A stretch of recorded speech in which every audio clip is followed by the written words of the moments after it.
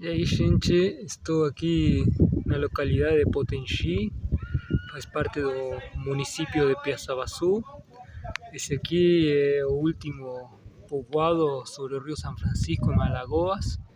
Tem mais um em Sergipe, que está na mesma altura, mas essa seria a última parte do rio São Francisco, onde ainda mora gente, né?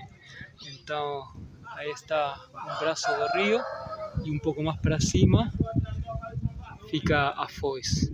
Então, agora estou comemorando, né, o final da viagem.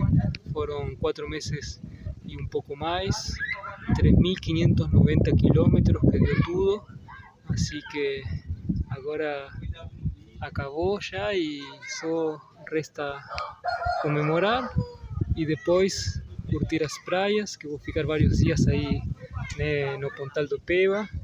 Así que nada, gente, estou super feliz aí de que o proyecto Río San Francisco foi completado. Así que um brinde aí com uma pitucinha.